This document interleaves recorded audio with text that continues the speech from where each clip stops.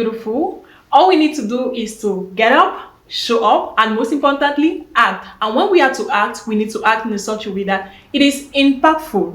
Good day, mesdames et messieurs, et bienvenue sur le plateau de MK Media dans le cadre de votre émission Dis-moi ce que tu fais. Dis-moi ce que tu fais, qui est cette émission-là qui sert de vitrine aux entrepreneurs. Ils ont cette possibilité de nous montrer déjà leur parcours, leur activité et surtout de nous inspirer. Comme d'habitude, nous recevons un entrepreneur sur le plateau. Il est un grand entrepreneur dans le domaine de bijouterie, je vais dire ça comme ça, la mode, le glamour. Nous recevons donc Monsieur Clotaire. Bonjour Monsieur Clotaire et bienvenue sur MK Media. Bienvenue Monsieur Clotaire Silinou, j'espère que ça va. Ça va super bien. Merci déjà pour l'invitation, c'est un média que je découvre et honnêtement je suis très heureux de constater qu'on a entouré de beaucoup de jeunes. Ouais. Ça m'émeut, ça me fait comprendre en même temps que je suis certainement bien encadré. Bien évidemment, voilà. C'est le cas. Alors, vous êtes le propriétaire de Bijoux Dola, si je prononce bien. Dola Bijoux, c'est bien. Dola Bijoux plutôt. Ouais. Génial. Alors, vous êtes le propriétaire de Dola Bijoux. Déjà, j'aimerais savoir, avant d'entrer dans votre monde de l'entrepreneuriat, quand est-ce que vous avez su que vous avez ce don-là? C'est pas une question de don. C'est une question de vision. À ça, vous ajoutez un peu de passion. Vous voyez ce que je veux dire? Évidemment. Le problème, c'est pas le projet, mais c'est la volonté ou l'envie de vouloir faire des grandes choses.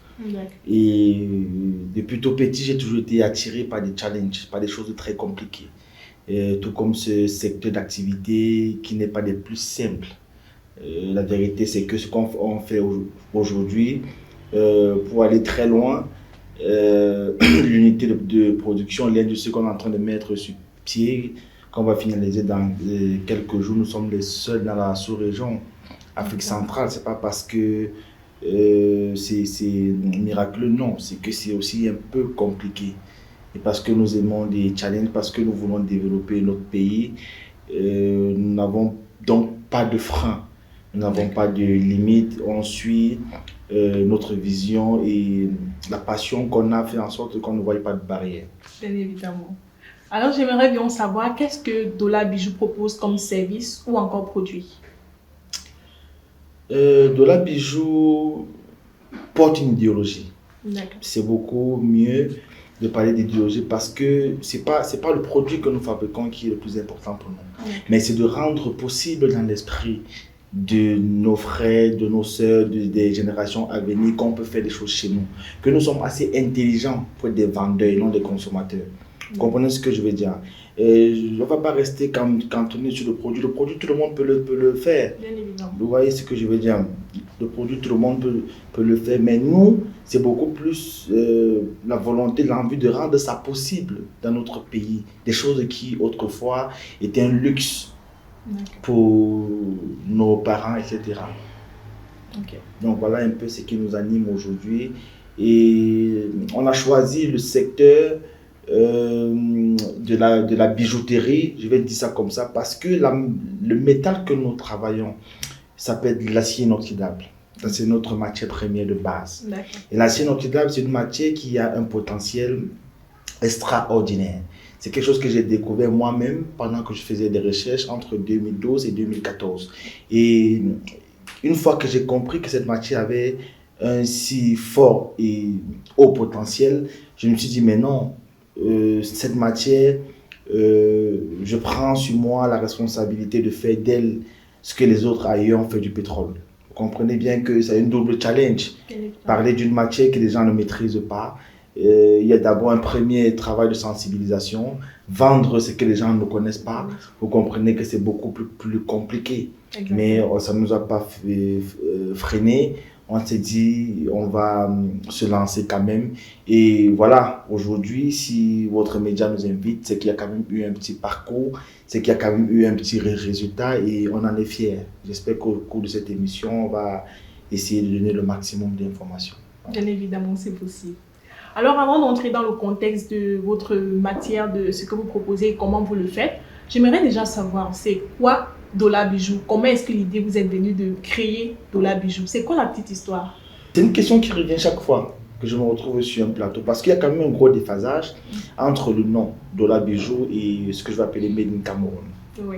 On aimerait bien se retrouver avec des thèmes un peu familiers. Parce qu'il faut bien noter que Dola Bijou, ce n'est pas de chez nous. Bien Mais pourquoi? C'est important que les gens le sachent. Je ne me suis pas levé un matin et j'ai décidé d'appeler ce projet Dola Bijou. Et j'aime raconter la petite histoire derrière parce que c'est important. Je suis quelqu'un qui aime bien s'amuser. J'aime bien me détendre, j'aime bien sortir. Donc, un peu plus entre 2010 et quand j'obtiens mon bac et 2014, je vais dire ça comme ça. Chaque fois que je sortais pour aller à matinée jeune, etc., je prenais toujours la peine de changer l'argent que j'avais en dollars. Oh là là. Donc, du coup, je me suis fait appeler dollar à cette époque-là. Et la raison était très, très simple. J'avais pas forcément beaucoup d'argent, mais on traînait avec des enfants des riches. C'est-à-dire, quand vous arrivez à une soirée, comme à l'époque au Safari Night Club, où j'ai vraiment gagné en popularité, il fallait noter que pendant que les autres farotaient les 10 000, moi, je farotais les 1 et 2 dollars. Oh là là. Vous comprenez ce que je veux dire? Et toute la soirée, pendant que moi je vais faroter, pendant qu'un gars va faroter 500 000 en 10 000, moi je vais faroter 20 000 en 1 dollar. Vous comprenez ce que je veux dire? Et on va parler de moi toute la soirée. Oui. Voilà, dollar, bijoux. Quand le DJ vient là, Atalakuman, premier dollar, alors qu'on en peut dire 400, et tout. Donc, mais à cette époque, les gens ne percevaient pas ça comme ça. Oui. Tout le monde voyait le dollar. C'est comme ça que je me fais appeler dollar. Oui. Et puis en 2014, quand je décide finalement de lancer ce projet, je crée une page Facebook, j'ai ma page Facebook. Et naturellement, je mets mon pseudonyme qui est dollar. Et une année après, c'est-à-dire qu'en fin d'année 2014, un peu 2015, je fais tellement de publications sur Facebook de nos créations que les gens commencent à en parler. Un jour, c'est ma maman qui m'appelle depuis la Belgique. Elle me dit, mince. Je dis, quoi maman? Elle me dit, je suis dans un salon de coiffure et on vient de parler de toi. Je dis, ah bon? C'était mon premier... C'est-à-dire que c'était un choc pour moi. Je dis, waouh, on parle de moi en Europe, c'est grave, c'est compliqué. Et puis là, je me rends compte en 2015, quand il faut donner un nom à ce qu'on fait. Oui. Parce qu'on a longtemps parlé de bijoux personnalisés. D'accord. Maintenant, les gens commencent à nous suivre, etc. Il faut donner un nom. Et je me rends compte que les gens, pour orienter d'autres personnes chez nous, ils vont dire, va sur Facebook, tape dollar, tu vas voir les bijoux. Tape dollar bijoux, non, va sur Facebook, tape dollar des bijoux. Donc je me rends compte que si j'écarte les gens de ces deux thèmes-là, on va perdre une cote de popularité qu'on avait déjà développée sur une année. Et donc je décide d'abord de commencer avec le nom dollar bijoux. Déjà, j'aimerais savoir, vous avez mentionné débuter sur les réseaux sociaux. À ce moment, avez-vous déjà une boutique physique ou c'était juste digital? Non, il n'y avait pas de boutique physique. Je me rappelle encore, j'avais un petit espace. J'ai d'abord commencé chez un ami à Loncac. Donc, je recevais les gens chez eux parce qu'ils habitaient en bordure de route. Oui. À un moment donné, sa maman m'a appelé et me dit, mon fils, c'est la maison quand même de quelqu'un. Tu commences déjà à recevoir trop de gens ici là. Ce n'est plus prudent pour nous. Alors, je dis, ok, maman, en bas, il y avait un restaurant. Je suis allé voir la dame du restaurant. Je lui ai dit, écoutez, je veux recevoir les gens dans votre restaurant. Donnez-moi une table, à condition que chaque jour, je vais m'arranger pour consommer au moins 10 plats. C'est-à-dire que j'avais la responsabilité de pousser les clients à consommer. C'est-à-dire que mes clients qui arrivaient, il fallait que les gars consomment. Quand il n'y avait pas assez de consommation, moi-même, j'étais obligé d'offrir à mes clients pour qu'elles ne se sentent pas gênées. Et ça, c'était mon premier bureau, une petite table dans un restaurant. Ensuite, après, je suis allé voir un monsieur, pas loin dans le même bâtiment, qui avait une petite mezzanine abandonnée. Et puis, je suis allé le voir un an avant. Je lui ai dit, un jour, je viendrai prendre ce petit espace qui ne te sert à rien là. Et puis, un an après, je suis venu le voir. Je lui ai dit, je suis prêt. J'ai besoin d'un espace. Est-ce que tu peux me donner ton espace là? Je me rappelle encore, j'avais décidé de me laisser cet espace à 40 000. Et j'avais ces 40 000 là. C'est comme ça que je prends le premier petit bureau à Loncac en face de la boulangerie centrale. Voilà. Très inspirant en tout cas. Alors, c'est important également de savoir quelles sont les difficultés auxquelles vous avez fait face à ce moment. Et je ne veux pas juste limiter à ce moment, mais jusqu'à présent. Parce qu'on se dit toujours, avec le temps, il y a toujours les difficultés. Oui, les difficultés, c'est quelque chose aujourd'hui qui est naturel chez nous. Oui. Vous voyez, on est préparé chaque jour. D'ailleurs, pour arriver ici, il a fallu que je passe par beaucoup de difficultés. Parfois, tu as envie d'abandonner. Oui. Avec celui avec qui je communiquais, j'ai envie de lui dire, ouais, on ne peut pas reporter ça. Parce que chaque fois, il y a des challenges, il y a c'est un peu complexe, mais on est habitué à foncer. Quand on a pris une décision, on se dit non, il faut qu'on arrive jusqu'au bout. Donc, pour vous dire que dans ce petit parcours, ce ne sont pas les challenges qui ont manqué. Et j'aurais besoin de la précision sur la durée de cette émission. Parce que si j'engage et si je commence à parler de tout ce qu'on a vécu ou qu'on continue de vivre, je crois que même une semaine ne va pas suffire. Alors, quel est ce challenge qui a été plus impactant? Celui-là, vous avez regardé, vous avez dit, bon, je laisse les passer. Vous savez, la première fois que j'ai failli abandonner, c'est parce que je me suis retrouvé avec plein de commandes, sans argent. Ah ça? Ouais. Parce qu'un ami avec qui je fonctionnais avait pris tout l'argent. Et puis moi, je suis resté avec les commandes, sans argent. Alors, c'est là où je me suis retrouvé dans ma chambre. Et puis, je dis, j'ai mis mes 2 genoux au sol. Et puis, je dis, Seigneur, c'est toi-même qui m'as confié ce projet. Pourquoi tu me mets dans une situation pareille? Je fais quoi avec autant de commandes sans argent? Je veux produire ça, comment? Je veux faire quoi? Il faut acheter la matière première. Comment je fais? J'ai pas de moyens, je suis encore très jeune. J'ai pas d'argent. Je dois encore appeler papa pour dire ci et ça. Et puis papa, lui, il comprend qu'il ne peut pas. Il ne comprend pas trop ta vision, c'est pas clair. Lui, il veut que tu sois docteur, il veut ci et ça. Donc, autre chose, ça ne le concerne pas. Donc, voilà.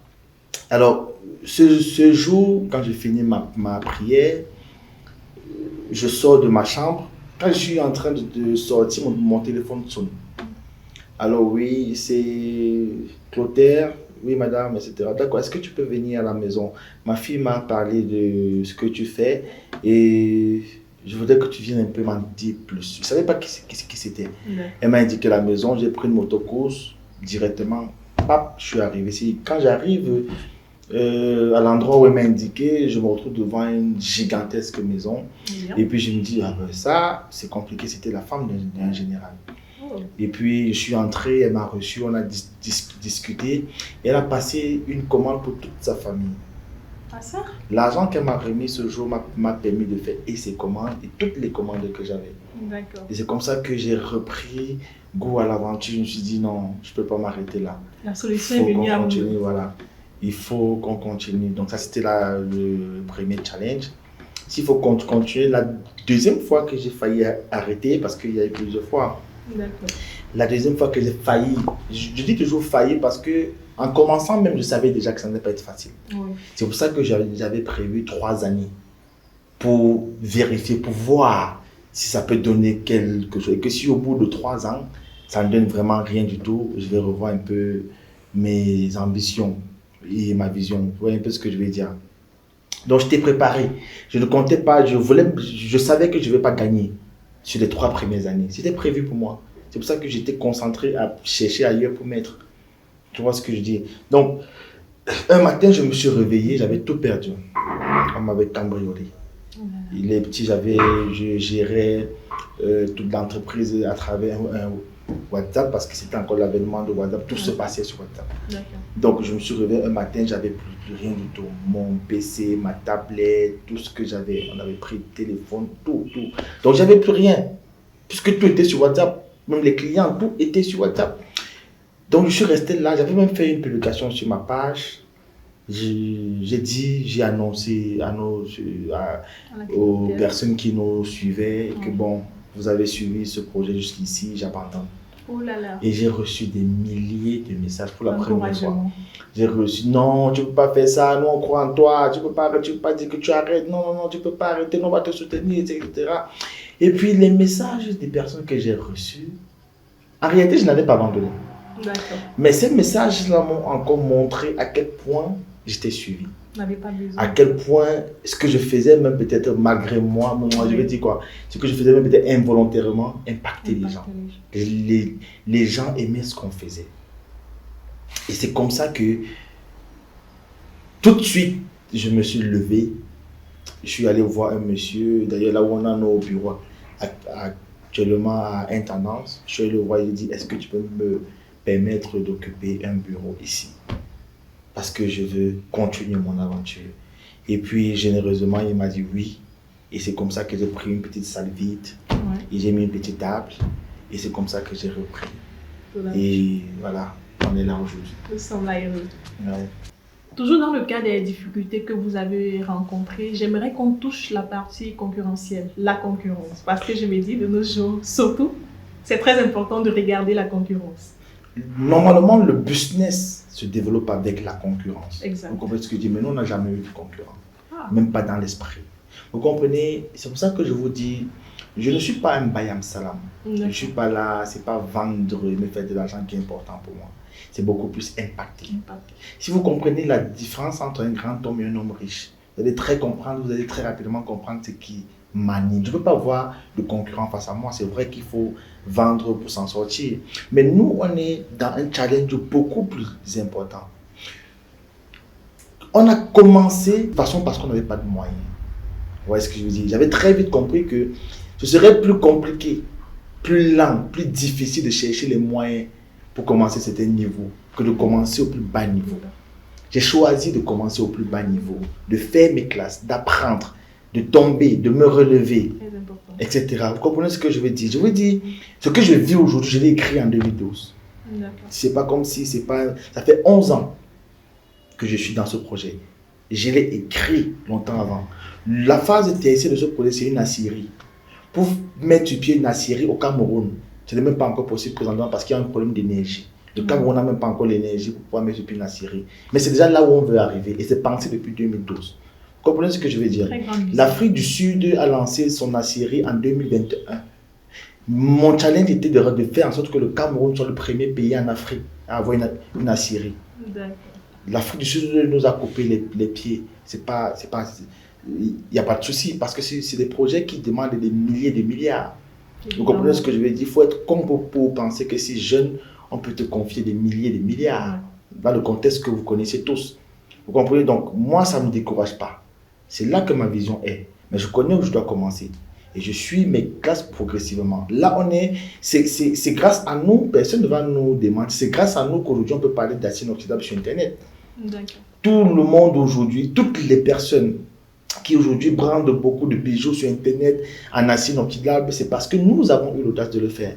On est passé par beaucoup d'insultes, par beaucoup d'injures. Oh, votre fait que vous vendez là, c'est monté, c'est des injures. Oui, les gens nous ont insultés, les gens ont monté des groupes pour nous détruire. Les rumeurs. Oui, bien sûr, parce que ceux qui étaient dans le monde de la bijouterie et qui étaient concentrés sur l'argent et l'or n'arrivaient pas à comprendre comment on pouvait avoir autant d'impact avec une matière que eux dénigrent.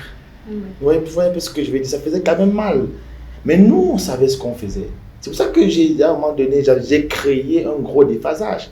Je ne faisais pas de bijoux en argent, pas parce qu'on ne pouvait pas, mais parce que je voulais clairement passer un message. Écoutez, ce n'est pas ça qui m'intéresse. Moi, j'ai dit que je suis dans l'acier inoxydable. Je savais déjà que c'est l'homme qui donne la valeur à quelque chose. Bien évidemment. Vous voyez ce que je veux dire? Aujourd'hui, les gens ne peuvent pas se passer de l'acier inoxydable. On vend de moins en moins des bijoux en argent. Les gens sont beaucoup plus intéressés par les bijoux en acier inoxydable. C'est pour ça que nous sommes obligés d'être éditeurs. Vous comprenez ce que je veux dire? Parce qu'on a fait en sorte, on a éduqué les gens en ce qui concerne l'acier inoxydable. D'accord. Vous voyez, c'est une matière c'est la création de l'homme, mais elle a cette capacité à se régénérer toute seule. Ça veut dire un bijou en acier inoxydable que vous avez, vous pouvez le porter toute votre vie. Vous pouvez le transmettre de génération en génération. Vous voyez ce que je veux dire? Jamais il ne changera. Telle est la qualité d'un bon bijou. On le dit très souvent, plus un bijou met long, plus il a de la valeur. Exactement. Si ce n'est pas de l'or, c'est de l'acier inoxydable. Bien évidemment. Alors, vous avez longtemps mentionné impacter. Là, j'aimerais bien savoir comment est-ce que vous comptez impacter. Bon, ce n'est pas déjà le cas. Pas mon succès et ma réussite. D'accord. Vous comprenez ce que je veux dire? J'ai presque pas connu au Cameroun de personnes auxquelles je pouvais m'identifier. Vous comprenez ce que je veux dire? On va vous parler de Bill Gates, qui est d'ailleurs la première personne que je voulais dépasser dans ma vie. On va vous parler des grands hommes comme... C'est-à-dire que des histoires connues auxquelles on voudrait s'identifier. Mais dans notre pays, c'est difficile. Il y a toujours des trous noirs. Tu vois, je veux être un exemple parfait. C'est pour ça que vous ne me verrez pas dans n'importe quoi ou n'importe où. Parce que je voudrais transmettre quelque chose à la génération à venir. C'est pour ça que j'ai écrit un livre qui sort dans les prochains mois. Un livre qui retrace mon parcours du début, c'est-à-dire du ventre de ma maman, jusqu'à 2024. Vous comprenez ce que je veux dire? Parce que on a une vision claire. Il ne faudrait pas que les gens continuent de penser que le succès peut être un hasard. Le succès, ce n'est pas un hasard. C'est le résultat de beaucoup de sacrifices. C'est pour ça que le titre de mon livre, c'est Le prix d'un rêve. Vous comprenez ce que je veux dire? Parce que si vous ne rêvez pas, et si vous n'êtes pas prêt à payer le prix, vous ne pouvez pas parler de succès. Sinon, il y aura des hommes. J'ai tantôt mentionné le prix et la qualité du produit. Vous m'avez parlé d'acide inoxydable. J'aimerais beaucoup savoir concernant le prix. Parce qu'au Cameroun, on a généralement ce problème-là, prix et qualité. C'est la raison pour laquelle, je dirais, les artistes camerounais n'arrivent pas à se passer de nos produits. Vous comprenez ce que je veux dire? Vous savez pourquoi? Parce qu'on est original. Vous savez, on fait des choses que les personnes veulent. On n'est pas Mokolo. On n'est pas le marché central où on vient trouver quelque chose, on achète, on part avec. Non. Quand vous arrivez chez Dola Bijou, vous exprimez votre besoin. On réalise exactement ce que vous voulez, comme vous le voulez. C'est pour vous qu'on travaille. C'est pour ça qu'on dit bijoux personnalisés. Nous, on ne fait pas... On a des produits pour toutes les classes sociales. Vous voyez ce que je veux dire? Que vous soyez un étudiant, on aura des produits pour vous. Que vous soyez un homme d'affaires milliardaire, on aura des produits pour vous. Parce que l'essentiel d'un bijou, c'est sa signification. Ce qui représente de manière émotionnelle pour une personne. Et ça n'a pas de prix. Vous comprenez ce que je veux dire? Quand vous prenez n'importe quelle grande marque dans le monde entier, il y a une histoire derrière. C'est l'histoire qu'on vend. Si vous prenez H&M, vous allez connaître l'histoire de H&M. Si vous prenez Michael Kors, vous allez connaître l'histoire de Michael Kors. Prenez n'importe quel milliardaire que vous connaissez aujourd'hui qui a fait fortune dans un article. Vous verrez que c'est l'histoire derrière qui rend l'article particulier. Ce que nous on veut, c'est créer quelque chose au Cameroun, pour les Camerounais, pour les Africains du monde entier. Vous comprenez ce que je veux dire? Quelque chose qui va vous rendre différente, peu importe où vous vous trouvez dans le monde entier. Que vous soyez en Europe, en Asie, aux États-Unis, n'importe où. À partir d'un de nos bijoux, vous devez être capable de dire « Je suis Camerounais, fier de l'être ». Vous comprenez ce que je veux dire? C'est de ça qu'il est question. Ce n'est pas qu'une affaire de faire des bijoux. Non, on veut faire des bijoux différents. On veut faire des bijoux qui nous appartiennent. On veut faire des bijoux auxquels vous pouvez vous identifier. C'est pour ça qu'on est obligé de parler d'industrie. Et l'industrie qu'on est en train de lancer aujourd'hui, c'est pour rendre ça possible. Pour faire en sorte que vous pouvez vous lever demain, vous décidez de créer votre marque de bijoux. Pas besoin de prendre l'avion. C'est possible désormais dans notre pays parce que nous avons travaillé pendant 11 ans. Vous comprenez ce que je veux dire? C'est en ça que nous avons notre fierté. C'est pour ça que nous sommes fiers. Ce n'est pas une affaire de gagner de l'argent. Non, l'argent, c'est éphémère. L'argent, c'est quelque chose qui passe. Vous voyez ce que je dis? Mais les actes d'un homme, ça reste. D'où la différence entre un homme riche et un grand homme. Moi, je veux être un grand homme. Je veux marquer les générations. Vous comprenez ce que je veux dire? Je veux qu'on parle de moi même après ma mort. Vous voyez ce que je veux dire? Donc, vous comprenez que je ne suis pas, moi et mon équipe et moi ne sommes pas concentrés sur le gain. Nous sommes concentrés sur la solution qu'on apporte. D'accord. Alors, vous avez parlé d'apporter la solution. Déjà, vous suivez une vision très spécifique. Ouais. Comment est-ce que vous arrivez à convaincre un Camerounais? C'est vrai que vous avez mentionné beaucoup de stars, artistes, musiciens et tout. Un Camerounais, je vais dire lambda. Comment est-ce que vous arrivez à le convaincre déjà de l'originalité, l'authenticité et surtout la qualité de vos produits? Je crois que ce qui garantit du développement d'un business, ouais. Je vais dire ça comme ça, c'est la qualité. Et la qualité, ce n'est pas l'entreprise qui la démontre, c'est les consommateurs. Quand les consommateurs sont satisfaits, ils en parlent. Nous, aujourd'hui, on ne ménage d'aucun effort. Vous comprenez ce que je veux dire? Les gens viennent tout seuls parce qu'ils sont proches des personnes qui ont été satisfaites. Quand vous voyez des personnes qui vont parler de nos bijoux, vont toujours parler de plusieurs années. Ah, j'ai acheté ça fait 10 ans. Oh, j'ai acheté ça fait 8 ans. Oh, j'ai acheté ça fait 5 ans. Vous comprenez ce que je veux dire? On n'est pas une entreprise lambda. On n'a pas des produits lambda. Donc, aujourd'hui, les Camerounais arrivent à s'identifier à ce qu'on fait. Vous voyez ce que je veux dire? C'est pour ça que les gens sont demandeurs. C'est nous qui n'avons pas la capacité de production parce que nous sommes faibles financièrement. Aujourd'hui, on est en train de passer à notre niveau, à une autre échelle qui est une semi-industrie. C'est un premier pas et c'est un premier grand pas. Très grand pas. Alors, j'aimerais également savoir, c'est vrai, vous offrez également des services de livraison, ce qui est très, très, très populaire en ce moment au Cameroun grâce à la technologie et autres. Alors, comment ça se passe concernant vos services de livraison? Nous livrons partout dans le monde entier. Ah. Oui, partout. Vous savez, c'est devenu aujourd'hui très simple. Quand un client commande, parfois les gens payent 3 fois le montant de leur bijou pour recevoir ce bijou. Je prends l'exemple des gens qui sont au Canada. Vous faites une chaîne qui coûte 10 000. Pour envoyer par DHL, il faut payer 50 000. Le client paye. Vous croyez que c'est le produit qui paye? Non, ce n'est pas le produit qui paye. Il participe à une vision. Il a besoin, là où il est, de valoriser ce qui est fait dans son pays. Le Camerounais devrait s'identifier en Ndola Bijou. Parce que nous, on essaie de créer quelque chose qui nous appartient. Vous voyez ce que je veux dire? Et quelque chose qu'on pourra léguer aux générations à venir. Et les générations à venir, c'est vos enfants. C'est les enfants de vos enfants. C'est les enfants des enfants de vos enfants. Vous comprenez ce que je vous dis? Si vous, aujourd'hui, vous ne consommez pas Ndola Bijou, qui va garantir l'avenir de vos enfants? C'est la question qu'il faut se poser. Voilà. Il est également important de savoir si vous avez déjà eu à rencontrer certains incidents négatifs, je vais appeler comme ça, lors des livraisons.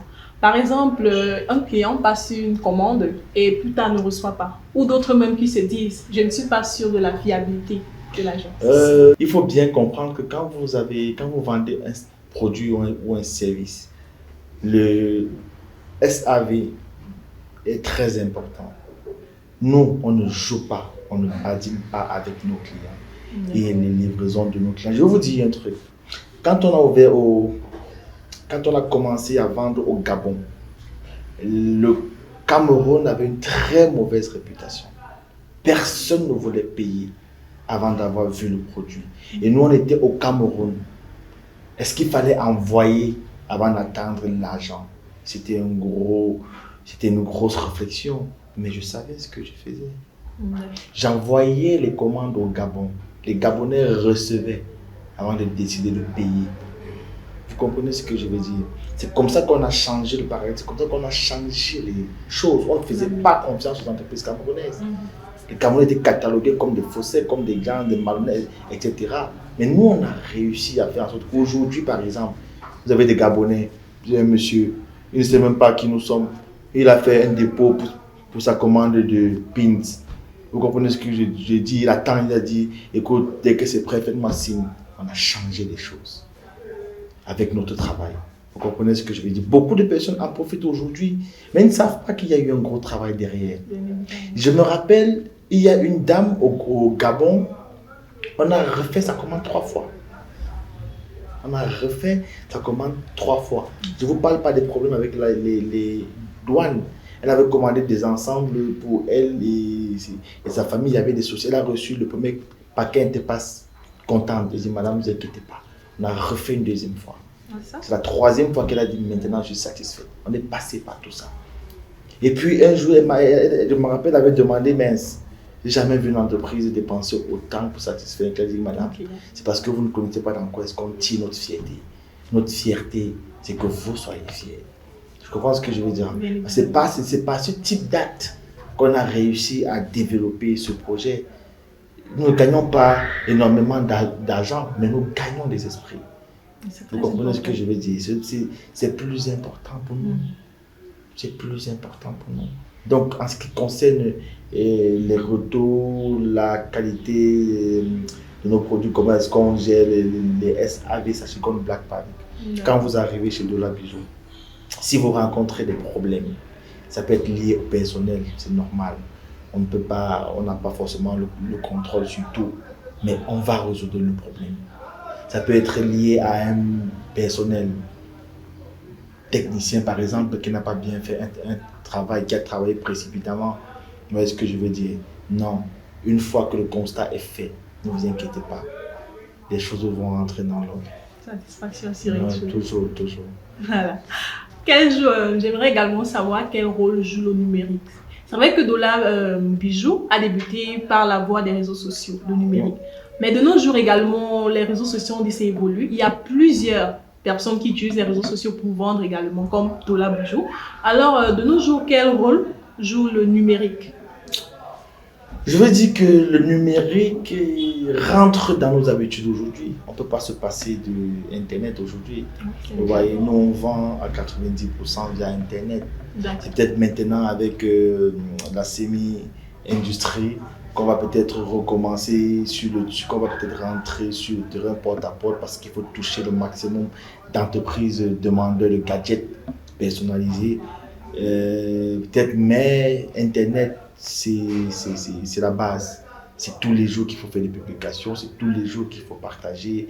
Ce qu'on fait, c'est tous les jours qu'il faut essayer de faire grandir son audience et de garder les gens actifs sur les pages. Oui, c'est le cas et c'est très important. Il y a plusieurs entrepreneurs qui mentionnent toujours le fait d'être très consistant sur les réseaux sociaux. Et je crois que c'est votre cas également. Donc, très consistant, c'est-à-dire? C'est-à-dire, vous avez déjà pu avoir l'audience. Tout comme vous avez mentionné au départ, vous avez déjà l'audience. Un jour, vous avez décidé d'abandonner. Et plus tard, vous vous êtes rappelé que non, vous avez débuté grâce au numérique. Donc, vous avez décidé de vous concentrer sur le numérique, déjà pour donner encore mieux la visibilité. On n'a même pas le choix. Évidemment. On n'a même pas le choix. Il faut partager ce qu'on fait, il faut bien vendre pour subvenir aux charges fixes, etc. Donc, c'est une obligation de rester scotché sur le numérique pour pouvoir présenter ce qu'on fait. Voilà. Puisqu'on parle beaucoup d'impact, c'est important également de savoir, lorsque vous regardez votre entreprise, donc 5 ans par exemple, on va prendre ça, on dit ça comme ça, dans 5 ans, où est-ce que vous espérez voir votre entreprise? Niveau impact. Quel impact espérez-vous causer déjà dans la société?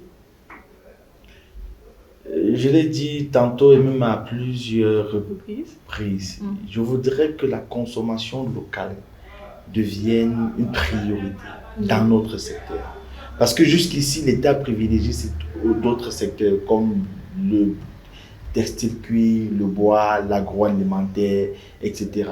Mais ce n'est pas les seuls secteurs qui peuvent développer un pays ou participer à la croissance économique d'un pays. Je vais vous rappeler quelque chose. Je suis expert international. D'ailleurs, je fais partie des plus jeunes experts d'Afrique. J'ai un brevet d'invention depuis 2018, délivré par l'OAPI, validé dans 17 pays d'Afrique. Pour être expert international, il faut écrire ce qu'on appelle un mémoire.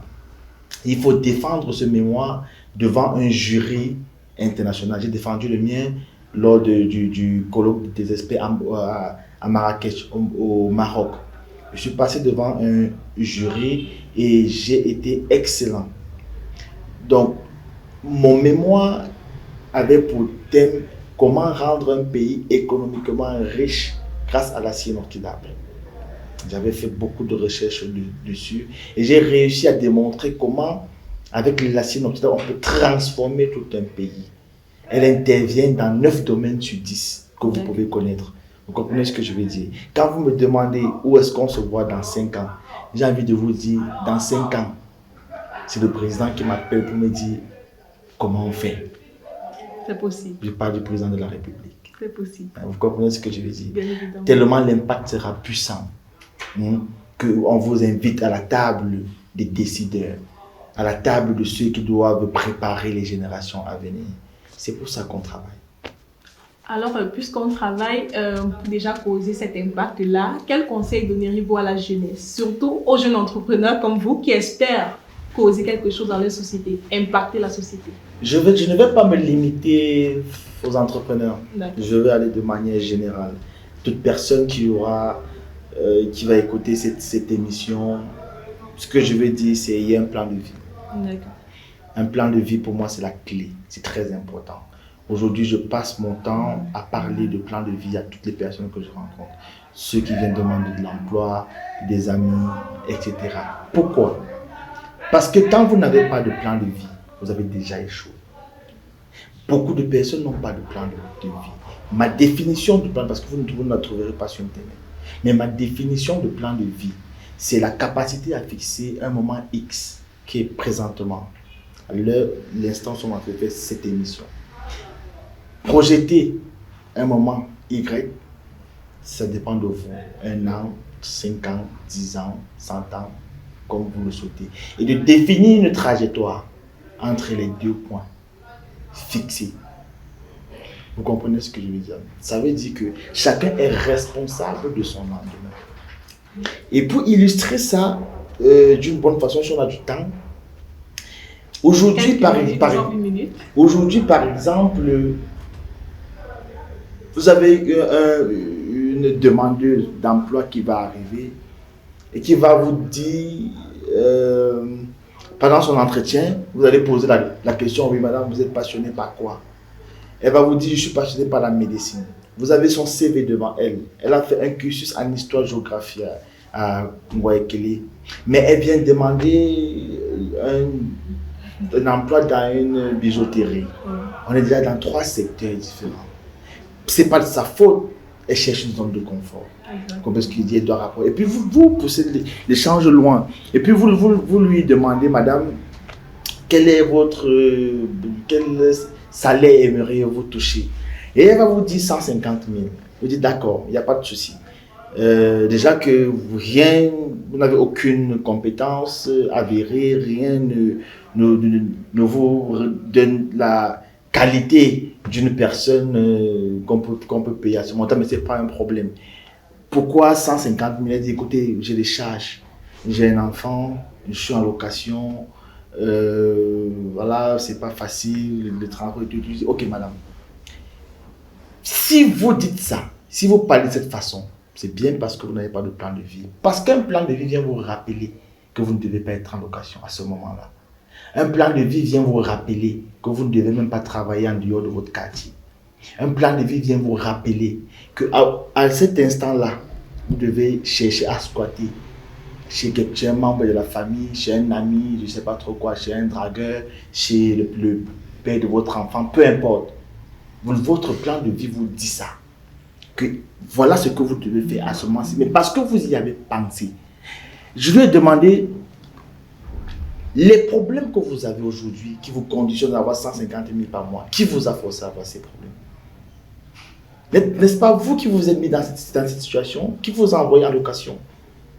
On va dire que c'est la vie ici, ça non, c'est parce que les gens ne veulent pas faire leur classe. Vous savez ce qu'elle craint? Elle ne veut pas se retrouver chez la tata où l'enfant de 10 ans va venir dire que tu ne manges pas. Vous comprenez ce qu'il dit? Elle ne veut pas se retrouver chez une copine qui va l'insulter, dire que tu dors chez moi, tu ne t'amuses pas ici là. Elle ne veut pas se retrouver chez le père de l'enfant qui va la Pourtant, il faut passer par là. Moi, j'ai fait 8 ans dans une chambre qui n'avait pas de toilette. On m'appelait déjà Dola Bijou. Les gens ne le savent pas. La seule chose que je ne voulais pas, c'est me retrouver en train d'appeler mon père pour lui dire, papa, il faut payer le loyer. J'ai payé la chambre 15 000 francs. Malheureusement, mon bailleur était décédé depuis très longtemps. Je payais la chambre 15 000 francs. C'était une chambre qui n'était même pas finie, mais c'était mon niveau. Je suis passé par là. Quand je sorti de là, j'ai pris une chambre à Bastos. Où je payais 40 000 francs. J'avais pas besoin d'appeler quelqu'un pour payer. Après, je suis parti de là, j'ai pris un grand appartement. Ainsi de suite. Parce que j'ai un plan de vie. Et mon plan de vie, chaque jour me dit ce que je dois faire, ce que je dois supporter et ce que je ne dois pas supporter. Très important. Non. Alors, monsieur Clotaire, je dois dire monsieur Dollar, je crois que c'est mieux. Ah, frère, les gens m'appellent comme ça, Dollar. Voilà, toujours, un dernier conseil à peut-être vos clients ou pourquoi pas votre personnel? Vous voulez que je conseille mes clients? Bien sûr. Non, les clients sont rois. Ah, on ne va pas conseiller les clients, c'est nos stars. On ne peut pas les conseiller. C'est qui ils disent non? C'est ça. Ce sont eux. Ils peuvent être parfois très exigeants. Mais tout ce que je peux leur dire, c'est que on a besoin de votre argent. D'accord. On a besoin de votre Vous argent. pouvez impacter, bien évidemment. Voilà, on a besoin de votre argent parce que l'entreprise doit vivre, Oui. le projet doit survivre et les rêves doivent devenir des réalités. Bien évidemment. Et c'est grâce à vous, chers clients.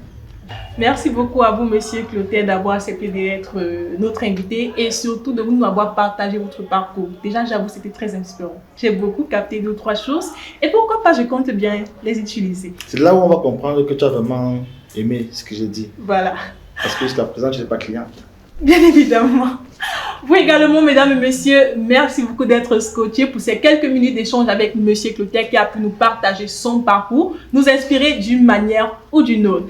Dis-moi ce que tu fais, c'est tout pour aujourd'hui. Mais surtout, n'oubliez pas de vous abonner, likez également nos différentes plateformes sur Facebook, YouTube et pourquoi pas Instagram. Entrez également sur notre site web media-mk.com. Au cadrage, nous avions Fabrice Ondoa, également Clara Nyangono, réalisation, toujours Clara Nyangono, supervision générale Simplice Foguet. Dis-moi ce que tu fais, c'est tout pour aujourd'hui, mais n'oubliez pas, nous parlons de vous pour que le monde vous découvre.